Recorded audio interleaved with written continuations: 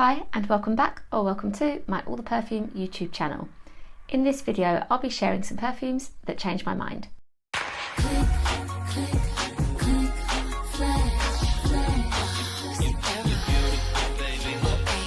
There have been a few times over the last couple of years where people have really talked about their love of a perfume and I just haven't been able to see what they're seeing or what the fuss is about.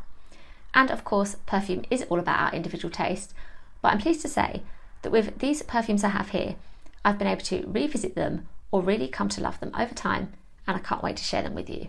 This perfume is Mod Vanilla by Ariana Grande, and the notes are plum, freesia and musk in the top, praline and orris root in the middle, and in the base vanilla and cacao butter. And I do love my Ariana Grande perfumes. I get excited when there's a new launch. There are some really great long-lasting scents that are affordable in the line, and so I suppose I knew I would have this in my collection at some stage. But at first I found it really similar to God is a Woman, also by Ariana Grande, a perfume that I love for its amazing, uplifting pear note in its opening. This kind of just smelled the same to me, so I thought, do I need both bottles in my collection? But then I wanted to review it, I wanted to have it, so yeah, I bought it, and on my second test, just found it a little bit light, musky, I wasn't really smelling anything, and a little bit safe. But my friend Olivia, over on Olivia and Beauty on Instagram, she loves this perfume and says it's her favourite of the Ariana Grande line, and I thought, what am I missing here? So I retested it last week and now I love it. Those bottles are a little bit tricky to get into, but they look cute. So let's give this a spray, and it is just this really kind of delicious, strong vanilla scent that for me personally I would want to wear going out into London, knowing I smell good, like a kind of sophisticated vanilla is what I'm smelling.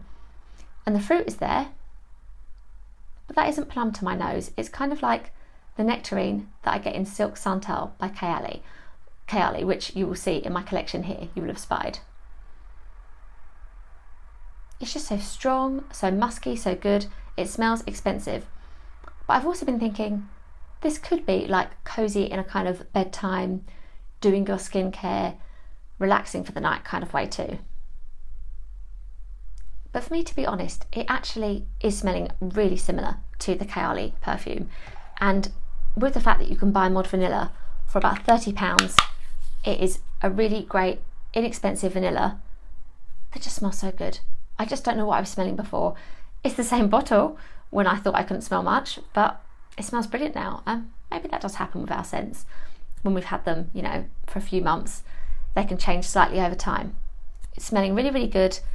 A favourite vanilla of mine, if anything. So I would really recommend this as a strong vanilla perfume that could take you actually from day to night. This perfume is Burberry Goddess by Burberry. The notes are vanilla, cacao, ginger and lavender in the top. In the middle, vanilla caviar, and in the base, vanilla absolute. And I really enjoyed it when this perfume was launched last year. I love the gold bottle, and I felt this is a classic, signature-worthy scent that looks good, and it did smell good to me. It was smelling a lot like Born in Roma by Valentino, and I sort of thought I wouldn't necessarily have both in my collection, feeling they were different enough. But I was sent this one as PR, and I enjoyed it, and then I revisited it, and now it just smells like this most amazing vanilla to me, and I love that it has the three kinds, and more than ever I pick up on the lavender. So think of this as a scent that is quite similar to Libre by YSL. It just smells so good and so yummy, and I think it's really well done. But I do love my Burberry perfumes, and there are a few that I have and love, and to be honest I think I could own anything by them and be very happy. It's yummy, it projects well, it lasts all day. I love this perfume and I think I need to wear it more. I would say it's more of a autumn winter wear for me, but you know what, I would be interested to see how this smells on warm skin. So maybe I do need to give it a try for some warmer days, but I love it. And if you love your vanilla perfumes, this is a fantastic one to try. This perfume is Café Oud by Kayali, and as with all of our later Kayali releases, we've got the notes on the back of the bottle.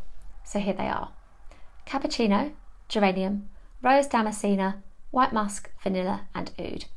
And this perfume was originally part of 4 perfumes in the Kayali Oudgasm line. Now there are 5, so I will link my relevant review videos for you below. So with this scent, we were trying all of them. I was lucky enough to attend the launch of the Oudgasm line at Harrods, and it's the one that I couldn't really smell very well. And there were some people on my table saying they loved it, it smelled really good to them, it was their favourite. I thought, I can't really smell anything. I got home that night, and in actual fact, my husband disliked the perfume, and I could kind of see what he meant. I didn't really like it. I loved some of the others, I didn't really like this one. And it wasn't too long at all before I loved it. I just tested it again, and I could smell what everybody else had been smelling. This amazingly rich, beautiful coffee perfume that has a twist. And I believe that that twist is the rose, which I think to my nose at first was smelling a little bit odd and I wasn't used to it. But now I love it. And this kind of smells like you're smelling a lot of perfumes at once, which to me is a good thing and makes it smell like quality, complex, amazing on the skin, and this lasts all day. And you know what? Despite the fact that my husband doesn't like the perfume and wouldn't wear it himself, he compliments me when I wear it. And I wore it layered with vanilla oud a couple of months ago, and he said, "You smell good. What is that?" And as I often say, even though my husband likes most of my perfumes, it isn't often he actually asks what one is. So this smells really good indeed. Café Oud, I love it, a really great coffee perfume with a twist. I think it's worth the money, but if you wanted to try it, Kayali do have their 10ml bottles for you to try the scent first without having your 50ml full size. An amazing perfume that definitely changed my mind. This perfume is Blissful Fantasy by Britney Spears. The notes are melon, lily and freesia in the top, in the middle tuberose, jasmine and tiare flower, and in the base sandalwood, orris root and musk. And I collect the Britney Fantasy perfumes, as you might already well know, and I will link below all my review videos. So when there is a new launch, and we have had a few fantasy launches in the last couple of years, I go and check the perfumes out. Maybe from now on I might just buy straight away, because I usually end up collecting the perfumes. But with this one, I tried it in store, and I don't think I was planning on buying it actually after first smelling it. It smelled pleasant, it just wasn't to my taste. And it's kind of watery, floral, nice, but it has those white flowers. It has tuberose, which I kind of either love or loathe, really. So it wasn't what I would call a me perfume, just very pleasant, fine. Then I realised it was reminding me of Christina Aguilera's Inspire perfume, because I knew it was reminding me of something from that kind of era in the noughties. And I thought, yeah, it's a lot like Inspire, which I did have a bottle of because, you know, I was buying so many back then, but not particularly Sarah perfume in my eyes. I went back into store and tested it again, and then I realised that this is so similar to Ralph Lauren's Glamorous perfume. And I've talked about that perfume a lot over on Instagram and how I loved wearing it for evenings out at university. It was my evening perfume, and I hadn't really ever found a lot that was similar, with the exception of Victoria's Secret's Love Star Body Mist. That smells a bit like Glamorous, but this to me is similar enough that I feel I'm a bit comforted by having something similar to that perfume I once owned and loved. It was just discontinued. So this smells really good to me now. I really enjoy it. I wear it quite a bit actually. Relative to the rest of my collection, this is one I will reach for. I have it on display, and Blissful, I don't want to say it smells summery because I don't think I can kind of see it in that holiday sort of a way. I think just a great everyday uplifting wear is what this is, in the same way that Marc Jacobs Honey gives me a sort of fruity, watery feeling of wearing a perfume that has great projection, that I know can be smelt on me. This is what Blissful Fantasy is to me. Smelling really good, absolutely worth having, so I'm glad I changed my mind. This is the Wedding Silk Santal by Kayali, and again we have our notes on the back of the bottle. They are sparkling champagne, white freesia, pink praline, lush nectarine, sandalwood and sugared musk. And this perfume was actually released as one of 2 fragrances in the wedding collection and it is the perfume that Mona created for her wedding day, along with her husband's Velvet Santal that he wore on the day too. It is limited edition, sadly. And when I first smelt both of the perfumes, I loved Velvet Santal, and I still do. That is what I call a Sarah scent. I love wearing that, it smells so good.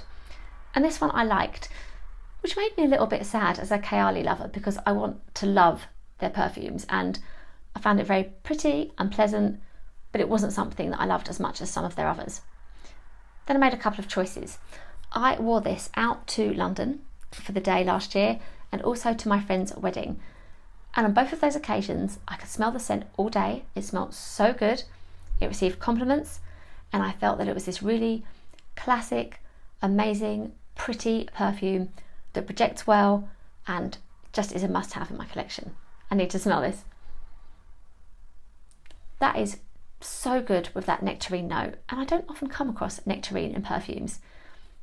I feel like it is absolutely what a perfume lover would want in their wedding perfume, because it has those classic tastes with the white flowers. It's got the cute addition of the champagne note. It's not offensive, but it is a perfume lover's perfume because it's strong, because people will notice you wearing this. I just adore this now. I love it. And I love the bottle. It's so pretty. And I am sad that it's limited edition. And I found myself nearly buying backup bottles the other night.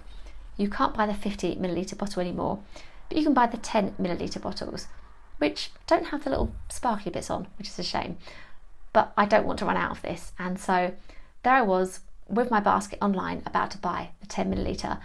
And my husband said, you know, what are you doing? I was like, oh, I'm going to buy Silk Santal. I'm going to buy Vanilla Royale, Sugar Patchouli.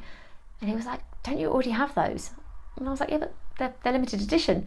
I don't want to run out. And it's safe to say I probably won't be running out, but that is how much I love this perfume now. It has completely changed my mind from being something that was just light and kind of pretty to strong, projecting amazingly, a compliment getter, a must-have in my collection. So if it sounds good to you, those 10ml are still there, but I don't think they will be for long.